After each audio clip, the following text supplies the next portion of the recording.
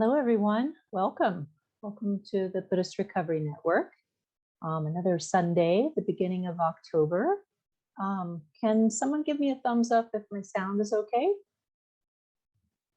All right, excellent. So I'm Sila Siri. I'm joining you from New Orleans, Louisiana. And it's really amazing to see so many of you new and returning, making time in your day for practice with us. So for the next hour or so, you'll be receiving a Dharma talk and a guided meditation and an opportunity for reflection or Q&A. And all of our teachings here at the Buddhist Recovery Network Academy are given freely.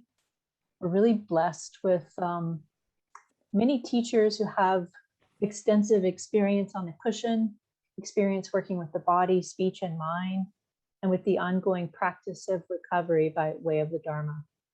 And as we practice the Buddhist teaching of generosity, we invite you to give dana, and this dana will go to support the Buddhist Recovery Network and our teachers. And you can give on a recurring basis or a one-time basis as you like. And so for those of you who can't make it till the end of the program, I will put the link into the chat, and it is simple. It's buddhistrecovery.org/donate. And I'd just like to put that out there before we move into the program. So I'd really love to introduce our guest teacher today. Venerable Pannavati is a former Christian pastor, is co-founder and co-abbot of Embracing Simplicity Hermitage and Meditation Center. She's co-director of Heartwood Refuge and president of the Treasure Human Life Foundation, a Black female Buddhist monk ordained in the Theravada, Chan, and Mahayana traditions with Vajrayana empowerments and transmission from Roshi Glassman of Zen Peacemakers. She is both contemplative and empowered for compassionate service. Venerable Pannavati is also a current disciple of Zazi Zuma Rinpoche. She is an international teacher. She advocates on behalf of disempowered women and youth globally and insists on equality and respect in Buddhist life for both female monastics and lay sangha. She was a 2008 recipient of the Outstanding Buddhist Women's Award and currently serves as the vice president of the US chapter of the Global Buddhist Association. Although she travels extensively, she offers Theravada Dharma talks and meditation at Heartwood Refuge on a regular basis. And welcome, Venerable Pannavati. So happy to have you here. Thank you. I guess I didn't respond to your, can you hear me okay? Absolutely. Okay. I guess I didn't respond to your request for an updated bio. Oh. Because the sister is downsizing.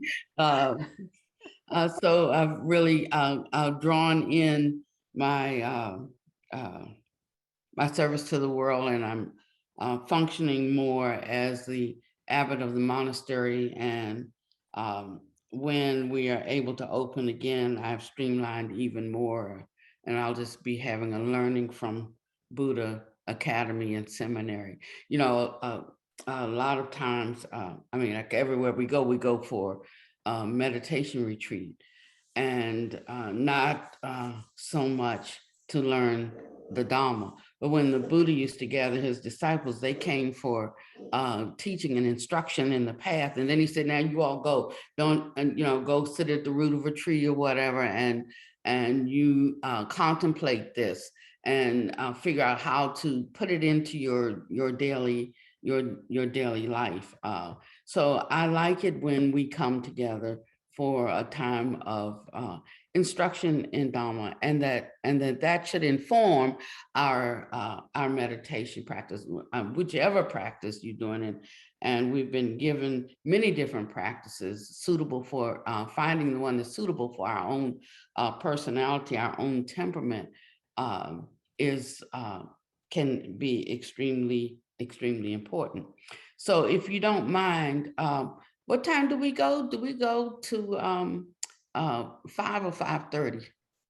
Usually 5, but if okay, that's okay. You're on a roll. I can condense. Okay. Yeah, I can. Okay. Oh yeah, Yeah, I used to be a Pentecostal, and if it was all night, it was all right. So I've been learning from my Buddhist sisters and brothers how to condense it, how to be a little bit more on time. I actually was here early before we clicked on, and I looked and I had 8 minutes. I said, "Oh, no need to waste 8 minutes." So I ran back into the other meeting I was in. But I want you to know, Vimala Sarah, that I was here on time. So I would like to share a little bit of Dhamma first, if I could, and then we'll go into a meditation, because I think that gives us something to take inside that allows us to like inform our sitting practice. And so I was, they're always asking for a topic, you know, in advance, and I don't know. I mean, that's just what we do. And so I don't know, I just make up some topic, you know, especially by the fourth or fifth request, and I just give them something. Now, you know, depending on who actually shows up, that it may not really be in that particular topic, but it'll be in the vicinity of the topics, because we don't live topically. And so there's something about the gathering of energies that will allow us to know in which direction we can move, that the minds that are present, the mental continuum there can be understood and tapped into, so that something useful can go forward for who's there. So this is my version today of entering into the newness of life. You know, I think that listening to Dhamma is extremely, extremely important. I think it's even more important than how much meditation we actually engage in, because the object is for our total life to become a meditation, whether we're sitting, standing, laying down, or walking, and cultivating the pure qualities that allow us to be in a kind of effortless space, so that we are efforting, but it's an effortless kind of efforting, one that doesn't require so much that we be in an intellectual position, but that we're full frontal, able to, not just willing to. Some of us are willing to, but we're not able to engage in fully in life.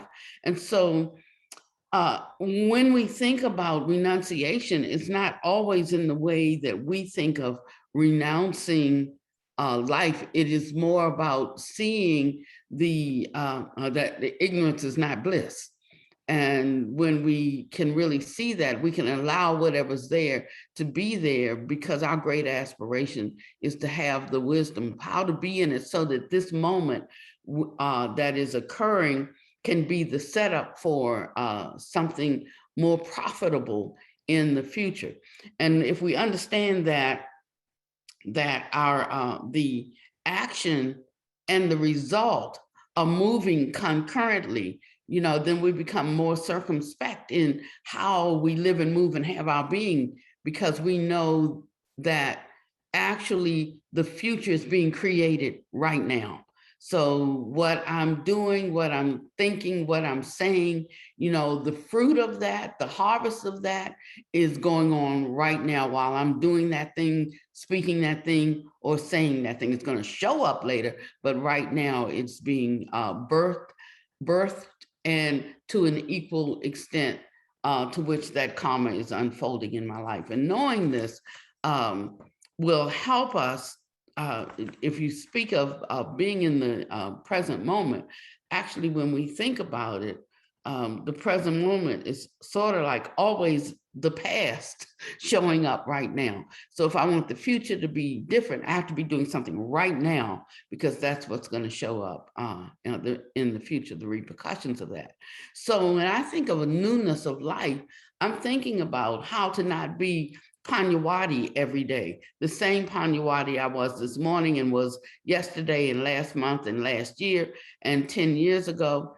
And I've come to the conclusion that I don't know how therapists describe this. We're talking about dropping the ego or getting out of the ego. And because I'm not in that profession, I'll try to define ego. But what I think of is more like memory, that whatever I'm clutching to, holding to about, quote, myself, is really a memory about something that is stored here in this, like the way my master calls it, in this stinky skin bag. And so there I have these memories stored in this skin computer. And whenever something different than what I have stored comes up in my life, I default to what the programming says. I default to what's already in the computer. The thing is that I just impute that upon myself, and I call that I, and I call that me, and the things relating to that, I call that mine, you know, and so it's just a faulty view, a faulty vision, a faulty appearance. It's something like if you take this glass of water right here, well, I have a few pieces of ice in it, but just pretend I don't. That's just a clear glass of water. And if I used to, and some of you who listen to me frequently, you know, I love repetition because that's how things drop in to us, and how we really come to some conclusion about things is most of what we hear, just, you know, we might pick up 5% of it, but so it takes hearing and hearing and hearing. But it's very difficult for the mind to wrap around the notion of emptiness or an illusion or a not self. Like if I'm not me, then who am I? And if you're not you, who am I talking to? You know, and I mean, like your mind will just go all day with that, no matter. And then you'll just learn the pithy things to say and be very still in your meditation. And they're like, wow, she just dropped right into emptiness. And you say, yes, I did. And so we start buying in to the illusion of understanding emptiness and no self or non-self, or however you want to get with that part. So there's a sutta when one of the Buddhist disciples was talking about this, and he sent for him and said, is it true that you're going around telling everybody that I said that there's no self? He said, yes, you gave that teaching. He said, when did I ever give that teaching? You know, and he tried to repeat what the Buddha said, but because he didn't understand, he was just repeating something that he didn't understand, you know, it didn't come out in the right way. And he said, I never taught such a thing. Oh, of course he actually did.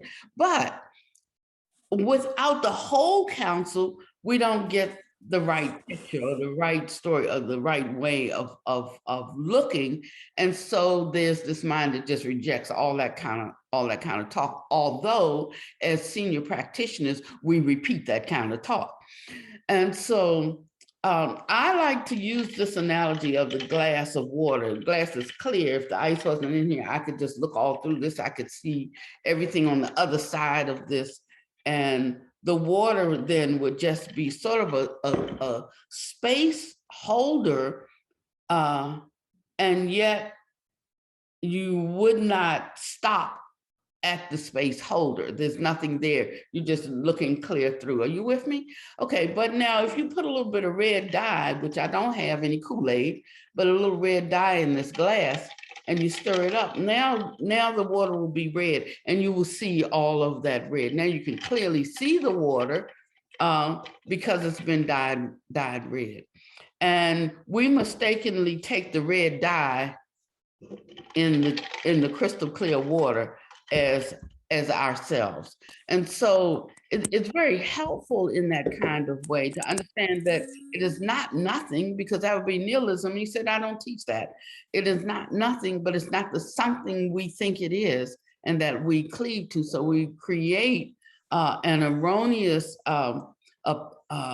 appearance in the mental continuum, and we appear to be an individual person.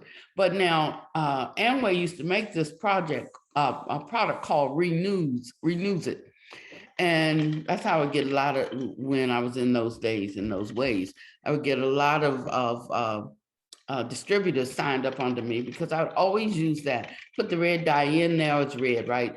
put a little bit of renews and stirs it up, and it would actually eat red dye, and the water would turn clear again. Like, oh my goodness, you got to have this for your clothes. Okay, but that's what the Dhamma is like. The Dhamma is like neutralizing that red dye that obscures our vision and our interconnectedness to everything, and it neutralizes and eats that up. And then there is still the very spaciousness, but with a certain emptiness that is not relying upon memory to tell it what it is or to tell me who I am. And so we become free then to be in the world, but yet not of the world, because we've removed the red dye number 2. So I'd like for us to kind of think in those terms. You know, listening to the Dhamma then becomes a reward for us, because it's a reward for the merit that we've accumulated. And as we begin to hear the Dhamma, looking through the clear lens in this way, the Dhamma can sink into us in such a way that every day becomes a new day, and we're not stymied by our old ideas, our opinions, our views of who we are, what we have done, our labels that we assign to ourselves, and even the labels that we assign to other people. And that's where the real freedom begins in our life. So when we talk about this kind of emptiness being the end of the game, it's the end of the game and it's the beginning of the game. And how long that game runs depends on how quickly you can connect those dots. So sometimes we can sit around in meditation for 10 years and 20 years and never be able to connect the dots because we haven't found out how to deal with this yet. Where we place ourselves in concerning ourselves in life. So we're always trying to uproot the notion of a self, or we're always trying to give up something. And it's really just a matter of putting the teaspoon of Dhamma into the mind, and the Dhamma neutralizes and eats that up. Then when one sits on the cushion, one's mind is free, one's mind is unencumbered, and there is clarity, great clarity, instead of stupor, instead of sloth and torpor, instead of restlessness, instead of all of the things that hinder us because we still have the red dye floating around, in our glass, in our skin bag. So there's something that a good Dhamma talk, a good lecture can accomplish that even decades of practice, cannot accomplish. And because until we deal with our moment by moment thinking, speaking, and acting, or doing our action, our deeds, we are going to be stymied by the fruit that they bring into our lives. And so it's really around our 3 karmas of thought, speech, and action. Is where the possibility for us to think like a Buddha, speak like a Buddha, act like a Buddha, then one is a Buddha. If you read Buddhist teachings, that's not the same thing as having the mind of a Buddha. And so there are things that we should do so that at the end, our benefits and our effects are not meager. And that's what brings a joy in the practice, when moment by moment I'm engaging with the Dhamma from an internal perspective. First of all, it brings me into the now. It doesn't make me think about what I've done, what I've said to other people, the mistakes that I've made in my life, who I used to be. It has a way of balancing all of that. So one can be right here in the moment with their great aspiration for now. And one can clearly see what is being accomplished, what is being said, the way our mind is moving, and we can know how to encourage ourselves in living the holy life, or as the Buddha called it, the path leading upward. And the more that we can focus in that way, the more we uproot not just habitual tendencies, but the more we uproot the notion of ourselves being those things that we were in the past. And so somebody comes, oh yeah, like I know them, and they're like this or they're like that, but what does that mean to you when you know yourself? It's only when you don't know yourself that those things can mess with your mind, that can hurt you, that can bring you down, that can stop you, that make you go in reverse. And so it's very important for us to know how to just be right there present with our own thought, speech, and action moment by moment. Even more important than when we carve out a time. I'm not saying it's not important, it is very important. But when we carve out a time to sit, that's a conscious activity. But when we're constantly evaluating our actions moment by moment, then we're doing something a little bit different. Because otherwise, if we don't get to know ourselves, we don't get to see our faults. And I tell you, when your faults start getting pointed out, it doesn't feel so good. But if you're just used to a steady diet of looking and seeing, seeing your faults and like, oh, I see that, you can just take a little eraser and erase that little spot. Oh, I see that. And you just take a little eraser and erase that spot. We have a store in the mall. In the last 3 weeks, it's been burglarized 3 times. So I woke up yesterday thinking like, I'm not feeling this today.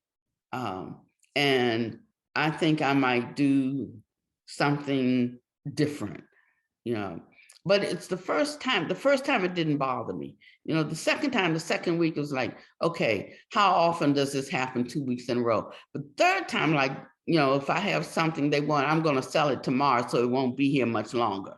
And that's how I feel. Like I'll just sell everything in the store in a fire sale and I'll be done with it.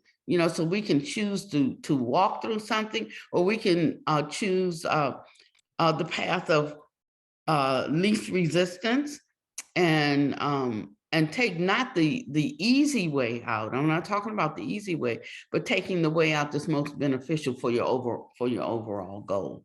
I said there are many things that we can offer the community, and I love it. I love it. I love the store. When we first opened, people were so depressed. They were so angry. They were so everything. And we're pretty much insulated in our monastery, but they would come in when they first came, it was like, why y'all wear those funny clothes? And who are you? And you've been here how long? And, but in just a few weeks, the same people come in the store 4 times a day, and sometimes they buy something, sometimes they just come and talk. And it's so wonderful, and I could see, well, while yes, it was benefiting, the monastery, and I didn't want to do a thrift shop, but more than that was benefiting the community. And we saw that that's our practice. Doesn't matter whether I'm giving a Dhamma talk, or whether I'm digging up weeds, or whether I'm in the store serving the patrons. It's all the same. It's all the same when one sees it as all the same. That's how we see things is so important. So I said, so for this moment, this is my Dhamma. This is my way of serving my community. And it became a delightful, delightful experience. So when we have to make changes in our life, speaking of this newness, we should always be willing to not forget the past, but not let the past, not forget the past, but not let the past overly influence the present, and more than the present, what is coming that I may not even know. I may not even know what's coming, but when my ego jumps up and says, no, you're like this, no, you like this, no, you embrace this, then we lose the opportunity to walk each day, being open and receptive to that which we don't know yet, to that which we have not stepped into, to a new realization, a new way of understanding things, something that adds more meat or more substance to how we have understood something in the past. And then suddenly there's this awakening that comes, and you see something that you saw two-dimensionally, you see it three-dimensionally, and some see it four-dimensionally, and some five-dimensionally. It gets breadth, height, depth, volume, and it stops just being words on a paper, or something that we're intellectually assenting to, or something that we study, or something that we do, and it becomes what we are. And that's when the path starts to get so wonderful. So we have to be careful about naming ourselves, and careful, even in owning our afflictions beyond seeing them and having the great aspiration to process and walk in a way that those afflictions are diminished. And one of the best practices for that, I know nobody likes it, but it's overlooking a slight and tolerating a fault. And it's a hard practice. But I tell you, after a while, you can get so good at it, that these things no longer bother you. And there goes the anger. The root of anger is pulled out. The root of guilt is released. The sense of shame falls away. Yes, I was that, but I'm not that anymore. Yes, I did do that. I don't do that anymore. And one knows for themselves that that's true, because they're constantly checking. They're thinking, they're causing unarisen wholesome states to arise by how they choose to think about things. They are subduing unwholesome mental states the minute that they recognize they're on the periphery of coming. You start to know when you're going into a bad state. You start to feel it coming up. It's very seldom that something just happens, like when people say, oh, that just slipped out of my mouth. I didn't mean to say that. For the most part, we really did mean to say that, because the feeling comes with it, the rising up of a self that doesn't like this and about to deal with it in a minute, and then we reach a point of no return. But if we're constantly reflecting on our three karmas throughout the day, after a while it gets to be an all the time thing, and we become better equipped to know ourselves, decide what we want to change, what we want to do differently, and we develop a little bit more resolve around it. And with that comes a little bit more success around it. And even if people don't notice the success, it's important for me to notice my success. He said, yes, look at the things you need to work on. He says, also recognize the things that you have accomplished. And so you find that middle way just by the willingness to be truthful and to be vulnerable to the Dhamma's influence in your life. And so we open ourselves up to hear new things, to try new things, to be present in new ways, to allow things that we don't know to come into our life. And he says that when these things come, he says, this is what you do. First of all, you listen. He says, then you contemplate whether that has any merit or any value for you. And then when you find that it does, then he says, then put that into your experience and see how you can walk it out. And then when you've done that, now you put it up against what you already knew in the past and figure out how to integrate those two. And if you didn't find that it was any value in your life, then maybe that should be tossed out or at least set aside from now. Maybe you can revisit that a little later in the future, and it will be the right time for it. But generally, when something comes, we automatically reject if it buffers up against, how we already think in the world, what our views are, and how we hold ourselves. So one of the greatest challenges for people who are recovering from anything, like I have an eating addiction. I have diabetes, bad. And I have a piece of chocolate cake waiting for me at home right now, and and when I can't say I can't wait till I get to it, because while it's not here in front of me and I can't eat it, I'm saying, oh, Pannavati, you don't need that. But when I get there to the kitchen and that cake is right there, all of that is probably gonna go out the window for me. And my excuse is I'll go ahead and eat this and I'll take extra insulin, And so I understand what it's like, even for something that could absolutely kill you. And yet there is that which is drawing. And so it is a challenge sometimes for us. And so I have to recount when I do restrain myself or think about how I could do something that prevents me from being in that situation. Is hard when people are always going by your Hermitage and dropping off stuff. I said, don't bring me anything. I'm fasting this week. Okay. And then I get home and there's 4 or 5 plates there, where people have bought me food. And I'm saying, like, see, it's their fault, And so we find these ways of falling back into our habitual tendencies based on the memory we have that that's who I am, that's what I like. And if we can get in the habit, like from talking to you all today, some action is required on my part about that piece of chocolate cake that's on my counter waiting for me to get home, right? So what I'm going to do first, I was thinking, okay, I'll put it in the freezer and I'll save it for a day that I want to reward myself, then what is it? Waste not, want not.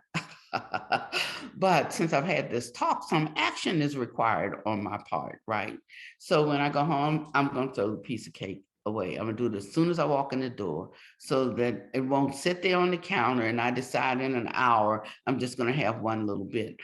So these are the ways you come up with something that you resolve to open yourself up to, and then little by little trying to put those things activate them in your life.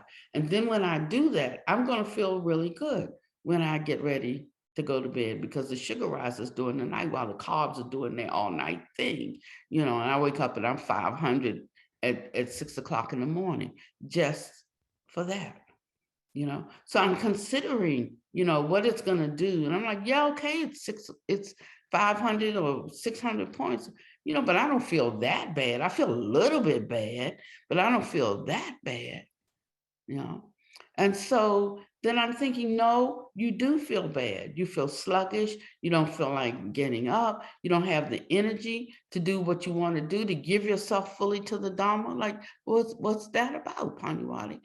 So it's not just for me. Even when I can't do something for myself, then I start considering my vow that I make to be available to others, So we find a reason to do that which is wholesome. We find a reason to help us. The thing is that every time we find a reason and do a little thing, in time it becomes much. I no longer say what I used to say 2 years ago, which is like, if I die soon from these diabetes, don't cry for me, because it's nobody's fault but mine, because I could have done something different. I used to say that all the time. That was my little catchy, spiffy thing, because I wasn't motivated enough to make the change. But see, now I am. So I'm not flipped with it like that, and I speak right into it. I even put it out there to help me, to tell somebody what I'm going to do. And then I can set it into motion, more easily in that way. Not just an empty talk, and then go home under the slide and eat my cake. No, but by constantly throughout the day, seeing if my thoughts, my speech, and my action line up with each other, and if that as a package lines up with my great aspiration. And so the Dharma inspires me to be truthful with myself, because I can hold myself with not too gentle, not too harsh, not too gentle, just right. And so we have to find our own middle way, our own just right place. And once we find it and we keep hitting that just right, we can just keep moving it, that just like a sliding ruler. And we can until we totally accomplish our goal.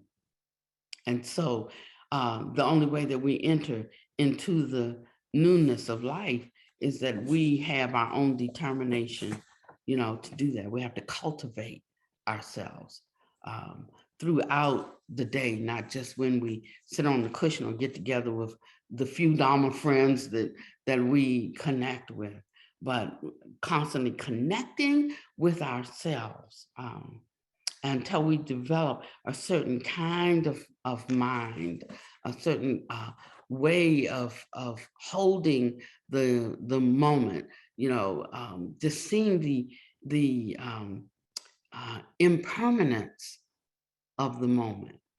Seeing the impermanence of the moment, we think a lot of times that that's just about knowing that, something is arising, it's abiding, and it's departing. And you can tell me that about chocolate cake all day long if you want, but that will not help me one bit. But when I think about just the impermanence in a different kind of way, one that deals with the totality of life, it doesn't even start to be about the piece of cake. So I put it into a bigger contextual framework. And when I do that, then I begin to assess for myself, what I believe in, as a human being, what I believe in as a Buddhist cultivator. I won't say a practitioner. Practice, like that's not the game, but as a cultivator, what things do I hold and firmly believe matter? And when I do that, then I can begin to develop a mind of renunciation, a determination to leave behind, drop off those things that don't take me to my goal, all the way up to wanting to be off the cycle of birth and death. And then that allows me to establish then a true vow around what I want to do. And then every day I'm looking to see if I'm stepping into or living that vow I made. I made that vow to myself. I didn't make it to you. You might benefit from a vow I make, but the vow I make it to myself. And then I have some diligence about what I'm doing. I then have something that I can concentrate on, that I can use to develop an awakening mind around. So there's a process and a step-by-step progression that we take to changing any behavior or any the ways that we look at ourselves and think about ourselves in the world. And then this way, every day becomes a new day, every day fresh, every day a different opportunity, for the good fortune of wisdom, to be made manifest in my life. And we don't try so hard to change. It's just that all things fall away and everything becomes new. So I'd like for us to take a few minutes to just settle down. I know I talked about a lot of things. You don't even have to remember, not consciously, the things that I talk about, but just entering into the energy of the moment that lets us know that we have a capacity. You know, we have a capacity for the cultivation and the development and the liberation and the accomplishment of things in our life. The Dhamma promises that, promises that if you do these things, this will be the fruit of it. And so we have to ask ourselves if we really believe it. And if we can hold fast to that aspiration, and if we can find the right path or the right method to begin to step into it, just step by step. And if we can evaluate often where we are along that trajectory, and not just being here, but recognizing that there is an end game. I mean, like, if you don't know where you're going, how will you know when you get there? So not just being with whatever shows up, but recognizing that we can help some things show up by what we're willing to do right now in the present moment. And feeling some encouragement that the strength that it takes is available now. And that we have the wisdom innately, like the clear water in the glass, to step into it if we allow the renewal of the Dhamma to enter into our glass, clearing away the thought patterns that create troublesome defilements for us, knowing at the root of that there is this pure essence waiting to be nurtured and brought forth. And reminding ourselves of this often, even in our darkest and most judgmental hour, how to step away from it based on what we hold to be true in our hearts. And that's all beings are essentially pure by nature, pure as in emptiness, pure as in shunyata. I too am essentially pure by nature, pure as in emptiness, pure as in shunyata.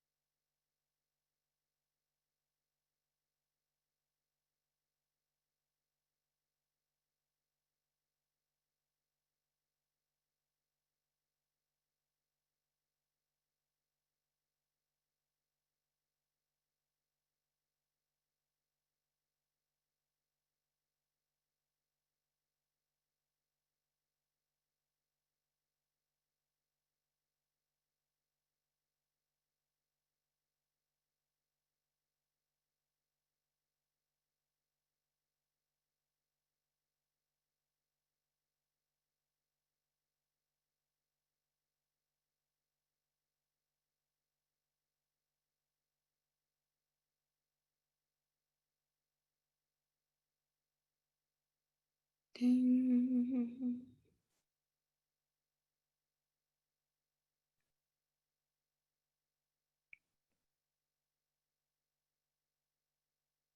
So we have this way of getting agitated with ourselves and with things based on memory and what we and our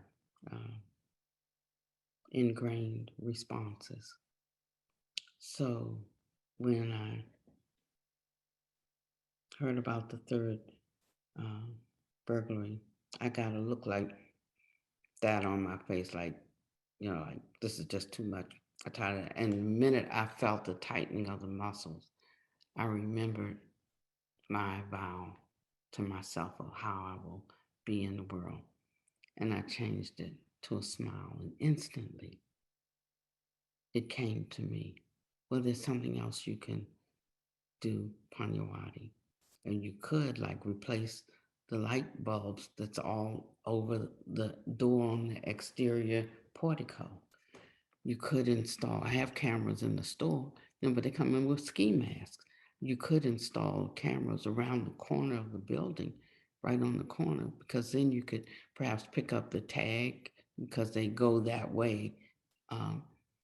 Or you could, they have to go that way to exit the store, or you could pick up the tag number, or you could just pick up the vehicle.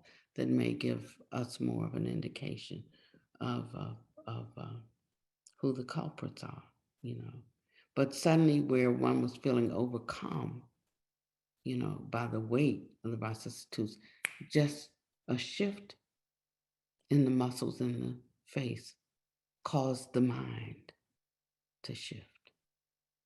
And suddenly, it became the mind that is useful and resourceful for, in this moment, for setting up the next moment. And if we're looking constantly throughout the day, we're going to make a cajillion decisions or thoughts, maybe not a cajillion actions, but a lot of them. And we're going to talk a lot. And if we stop and reflect, pretty soon the hindsight, will produce foresight, will produce insight, and our lives will be successful. Yeah. So thank you so much. Did I keep to my time? Yes, I did. There's 5 minutes left, and you can feel free to just share anything if you like, and your announcements or whatever. I'm learning how to be more timely. Thank you. We do have some comments coming in. One, yeah. Well, I just really wanted to share that someone has said that being here is better than any chocolate cake. So yeah, some thanks and love coming through on the comments. Thank you. And I just really wanted to share a reflection I've had in this time, and that our compassion is really only as great as our lack of like the part of that self-clinging that we give up. The more self-clinging we give up, the greater our compassion. And one thing that I need continually in recovery is self-compassion. And that's where the space, that just gives it space to flow in. So that's what I felt invited to do here. So thank you very much. Does anyone have any questions? I do want to answer from Marie to everyone. It says, please tell me when the subject of addiction will be addressed per the invite to join the meeting. Sorry, but this is just a rambling stream of consciousness. So we're addicted to life. That's the bottom line, and it shows up in different ways for all of us. But the only way is that I got to the end and I talked about the 7 types of mind that have to be cultivated. So if that rambling stream of consciousness didn't ramble on, it would have found the 7 pathways to how to address the addiction.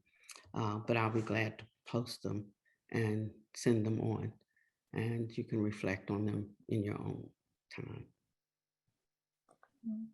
See, life is an addiction. Actually, life is a prison, and we have to figure out how, what our particular prison is. Addiction is more than just addiction to things. It's addiction to habits. It's addiction to views. It's addictions to ways of being. It's so many things. And so start with that which is the most prevalent for you, which is causing you the most suffering. And that is the mind, the states of mind that you cultivate minute by minute. Do we have time to hear the 7 pathways, Pannavati? Mm-hmm. Yes, yeah. Mm-hmm. So the 7, or I would call them the 8 right views. And that is first developing a mind of impermanence, developing a mind of firm belief, so that when you see the impermanence, there is that something that we cling to or that we can attach to in terms of what we believe or what we hold to be true. And when one has that, one develops a mind of determining to leave that thing, or to give up, or to surrender that, even on down to a mind to get off the wheel of samsara, even to leave the wheel of samsara. And when that happens, we establish true vows that are based on that mind of impermanence and firm belief, and determination to abandon or to renounce the things. So we establish true vows then, and we become diligent to living our true vows moment by moment.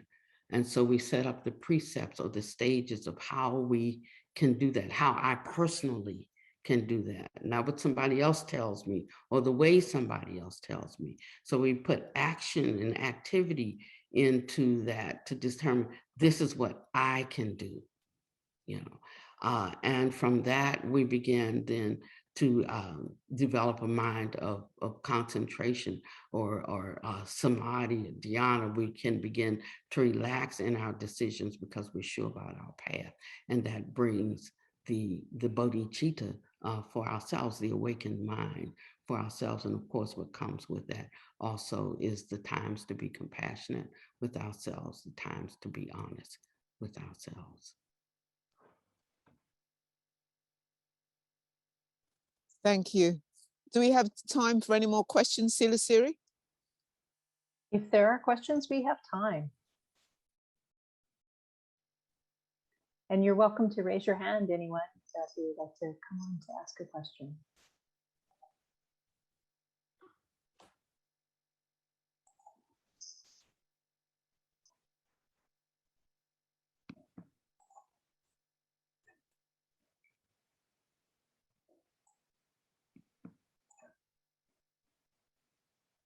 I would like to share some other places where folks can find some of your other teachings, if that's all right with you, Pannavati. And I do apologize for mispronouncing your name earlier. Oh, that's all right. So I am putting some links into chat, and we've got hopefully they are, yeah, they're kind of all stuck together, but I found some great teachings on YouTube and on dharmaseed.org. And then I believe that, folks can find you at heartwoodrefuge.org. I always like to make sure that if you enjoyed the session, that there's more. And so I would like to just share with everybody the Dhamma link again. It's buddhistrecovery.org/donate. And actually for for the podcast, I would just let folks know that Pannavati can be found at heartwoodrefuge.org. And then if you do a YouTube search, you will find some great video teachings, and at dharmaseed.org/teacher/441. So from the chat. Thank you so much.